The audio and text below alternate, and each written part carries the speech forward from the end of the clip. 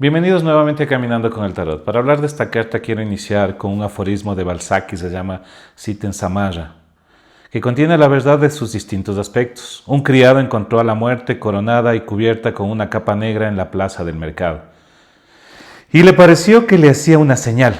El criado aterrado le tomó prestado un caballo a su amo y huyó a Samarra. Aquella tarde el señor también encontró a la muerte en la plaza del mercado y le preguntó: ¿por qué hiciste aquel gesto a mi criado esta mañana? A lo que la muerte respondió: no fue una señal para asustarle, sino simplemente un signo de sorpresa. Me sorprendí al ver a tu criado en Bagdad, puesto que tengo una cita con él esta noche en Samarra. Con este pequeño aforismo de Balzac quiero iniciar esta carta que para muchos es la muerte, pero en realidad se llama el arcano sin nombre, para lo cual utilizaremos el tarot de Marsella, el tarot mítico, el tarot de Rider-Waite y el tarot egipcio. También para hacer ciertas referencias utilizaremos el tarot alquímico. En sí, ¿qué quiere decir esta carta más desde el Renacimiento? No le tomemos a la ligera o tomémosle de manera textual la muerte. El morir es todos los días, como igual dice un aforismo, ¿no? Todos los días morimos, de alguna manera todos los días morimos. Y aquí en esta carta podemos ver que en la parte inferior es negra, ¿sí? Es como aquí, relacionado con el nigredo. Para que nazca la semilla debe morir la semilla y eso da vida, la muerte da vida. Y cuando veíamos esta carta en la anterior, que es el colgado, entrábamos en un estado de crisis. Aquí eso tiene que morir. Y es momento de cortar lo que nos está acabando, lo que nos está llevando a una frustración, a lo que nos está llevando a obsesionarnos, a lo que nos está llevando a que nuestra vida sea un completo desastre. Porque muchas veces nos aferramos a lo que tenemos sin darnos cuenta de lo que podríamos hacer. Nos quedamos en esa zona de confort, si somos hasta en un sentido facilistas.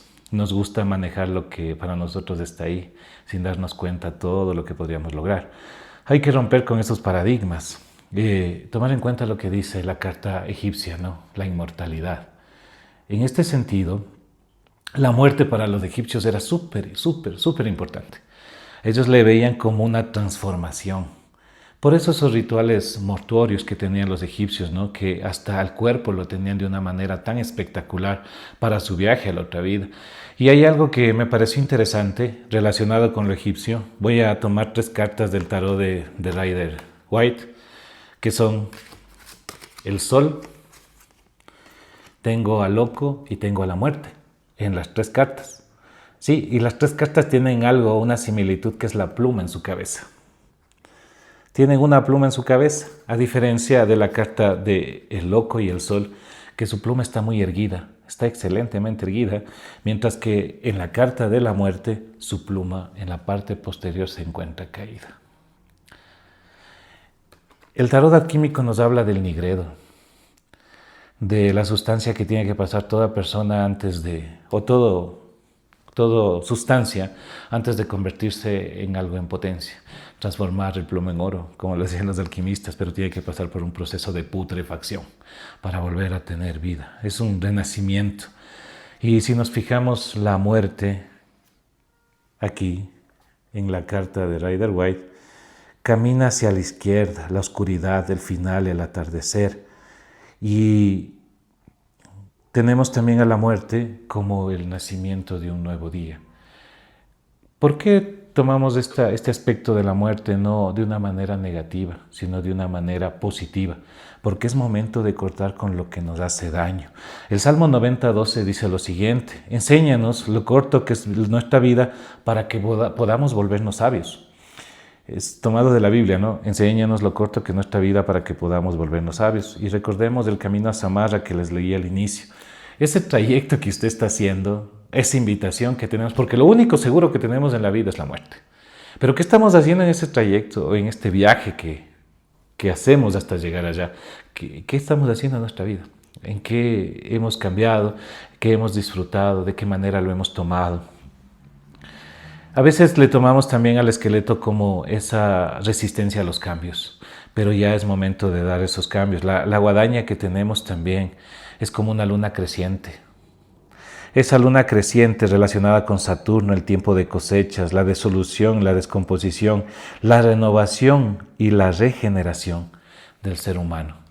Entonces, tenemos mucha relación. Quiero mostrarles este cuadro, hecho por un pintor ecuatoriano riobambeño llamado Rafael Pino, el cual me ayudó a poner en relieve lo que fue, puedo decirle desde mi punto de vista, una epifanía, ¿no? Pero es parte de ese simbolismo que se encuentra en mi inconsciente y le decía que me ayude a pintar. La persona que está ahí es la diosa Hela del inframundo. Sí, esa parte, mitad su rostro como que estuviera muerto y pinta su rostro de una belleza increíble. En su mano tiene una runa que se llama Nit, que tiene representación con la necesidad. Tiene los bastos, los oros, las copas.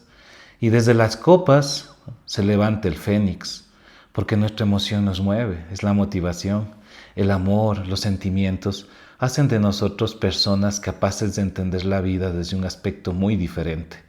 Entonces, esta es para mí una representación desde mi punto de vista de la muerte, ¿sí? En donde yo puedo decir que esta carta es un volver a nacer, un renacer. Si no existe una auténtica separación de lo que realmente nos molesta, no puede haber un cambio verdadero. Y esto es lo que nos da sentido a ese crecimiento, a esa forma de cambio evolutivo y a esa renovación radical. Por eso dentro del catolicismo también hay momentos como el carnavale, que se le denomina así, carnavale, no carnaval, sino carnavale, que la carne se va para que emerge el espíritu. Termina el carnaval con miércoles de ceniza y empezamos la cuaresma, hasta que llega el momento del sacrificio de Jesús en la cruz. Y tiene que bajar lo que veíamos en el colgado, la luz al inframundo, para que regrese y resucite, ¿sí? INRI. El término INRI quiere decir in natura regenera igni, la naturaleza regenerada por el fuego. Esa luz, ese cambio que nos permite motivar, que tiene que ver mucho con los bastos, lo espiritual, esa energía viva que tenemos capaz de convertir las cosas en la motivación que nos hace falta para enfrentar la vida. Hay algo que quiero relacionarlo en estas tres cartas, ¿no? Y quiero que ustedes también lo tomen muy en cuenta para su vida, especialmente para su vida. Tenemos a la muerte o al arcano sin nombre, el colgado y la fuerza.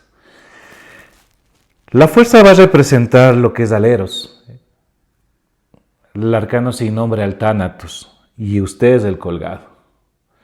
Ahora, muchas veces nos resistimos al cambio y nos quedamos en la fuerza, porque somos capaces de domar esas actitudes, esas situaciones que nos pasan. Nos resistimos a salir de ese círculo porque pensamos que lo manejamos bien. Pero en cambio, la muerte es la experiencia sagrada, es el cambio, es el proceso de evolución del hombre, es esa parte simbólica de muerte y renacer del espíritu. No simboliza el fin, sino simboliza el inicio de algo nuevo. Nos quedamos atrapados en el antes, pensando que lo manejamos, pensando que todo está perfecto y que nuestra vida está arreglada, pero siempre vendrán los recuerdos que nos remorderán. Uno no puede vivir del recuerdo. Tuve una bonita relación, yo vivo del recuerdo de esa relación. Todos cambiamos, evolucionamos, damos un paso. Y si volvemos a eso, quién sabe esa persona ya no sea la misma, porque seguimos evolucionando, seguimos matando. Todos los días matamos algo que nos molesta para darle sentido a algo nuevo. Yo no puedo regresar y vivir del recuerdo. Eso es quedarse ahí, en lo que pienso que yo manejo, y no es así. Todo cambia. Hasta la canción, ¿no? Esa canción folclórica, cambia, todo cambia, y es porque cambia y todo seguirá cambiando. Y no te aferres a lo que tenías, porque en la vida todo es un proceso y tienes que matar para evolucionar. Y si tú no matas lo que realmente te está haciendo daño, tú vas a seguir en ese círculo vicioso y vas a seguir dentro de esta carta y no vas a salir y te vas a quedar ahí. No vas a dejar que la luz baje al inframundo porque tú no vas a resucitar o a renacer, porque tú no quieres hacerlo, porque sigues aferrado a algo que ya fue y que no quieres que cambie. Como siempre les traigo, voy a leerles un pequeño párrafo, ¿no? Una pequeña parte de este libro relacionado con la antropología de la muerte. Este libro es de Louis Vincent Thomas, en donde habla de lo que tiene que ver cómo y por qué mueren las sociedades. Todo muere, todo cambia. Desde Montesquieu con su meditación sobre las causas de la grandeza y decadencia de los romanos, hasta los polemólogos de hoy, sociólogos y antropólogos, han reflexionado a menudo sobre la muerte de las sociedades y las civilizaciones. Civilizaciones, ahora sabemos que ustedes son mortales, proclamaba Paul Valéry en Regards sur le monde actuel. En efecto, si el problema de la muerte caracteriza la filosofía occidental moderna desde Hegel, es que porque precisamente se trata de una época de remociones y revoluciones, donde las civilizaciones se marchitan, donde la inminencia de civilizaciones nuevas y desconocidas e inquietantes por su estructura masiva no hacen temer que esté llegando la época de la nada. Sentimos desplomarse nuestras civilizaciones y la idea de la evolución nos seduce.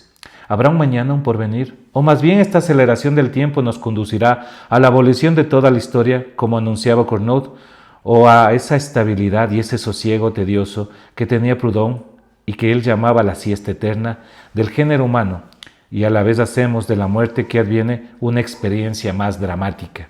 Es un juego complejo de causas internas, naturaleza de grupo o vías de extinción, y de causas externas, modalidades de contacto con otra cultura fuertemente destructora.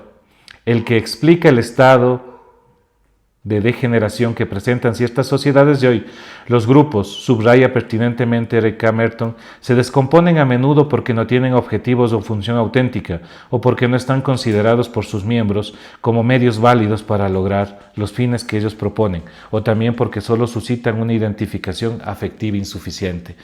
Siempre que ha llegado una pensamiento más fuerte o una sociedad más fuerte, desapareció otra. La conquista de América.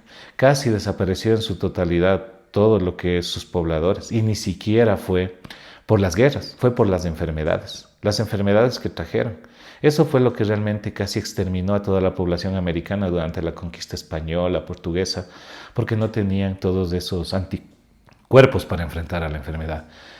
Europa casi también desaparece, y eso crea esos anticuerpos antes de la llegada de los españoles, que la peste negra o la fiebre bubónica acabó con gran cantidad de la población, europea. Y eso, o ese estado de depresión, de muerte, porque no solo es que muere un individuo, sino muere una sociedad, muere un grupo de personas en la cultura, muere un grupo de personas en lo personal, muere un grupo de personas que no entienden lo que está pasando, y todos los días morimos, de alguna manera, sea en nuestras emociones, sea en nuestras relaciones, pero vamos muriendo, y es bueno aceptarlo.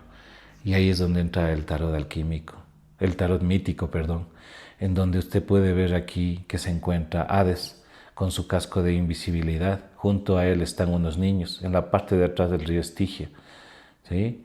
Ese río que es sagrado, que muchas veces héroes como Aquiles se bañaron en él para poder obtener casi una inmortalidad. Siempre tenían un punto débil, ¿no? En el caso de Aquiles, su talón. Pero ahí vemos a los niños, ¿no? Que son aquellos capaces de expresar los sentimientos como son. No los guardan, los sacan, los liberan. Si sienten tristeza lo hacen, si sienten alegría lo hacen. Y lo hacen de una manera tan natural. Por eso hay una parte bíblica también dentro de la vida de Jesús que dice: solamente aquellos que son como niños entrarán al reino de los cielos, porque son auténticos. El río Estigia, uno cruza con Caronte, muchos han regresado de la muerte, ¿no? El caso de Teseo, hay casos de otros héroes míticos que han regresado de la muerte, ¿no? Pero recordemos también que la muerte es el cierre de ciclos. Por eso hay despedidas de solteros, porque se acabó esa etapa. Existe el momento del nacimiento, ya dejamos de ser personas solas y comenzamos a formar una familia. El papel de padre, dejamos a un lado el proceso de esa soltería, la joda, como queramos llamarle, para empezar un proceso de responsabilidad. Entonces son muertes, ¿sí? Muertes de etapas, y que comenzamos una nueva etapa, un renacimiento. No nos quedemos en lo que nosotros conocemos, sino vayamos más allá, porque el morir no es solamente dejar que se vaya, sino también es el momento de iniciar con etapas nuevas. Para que la vida tenga sentido hay que morir un poco todos los días. Y recordemos el poema de la carta pasada, ¿no? Y perdernos tal vez en ese desierto para encontrarnos con nosotros mismos. Y esta runa con la que quiero terminar es Nit, la necesidad. La necesidad hace que nosotros nos demos cuenta el nivel y la capacidad que tenemos para enfrentar los conflictos de la vida. Por necesidad hemos hecho cosas que ni se imaginan y que ni pensábamos que podíamos hacerlo, porque nos llevó ese momento a hacerlo. Hay experiencias de vida de gente que nunca se arriesgó hasta que sintió la necesidad.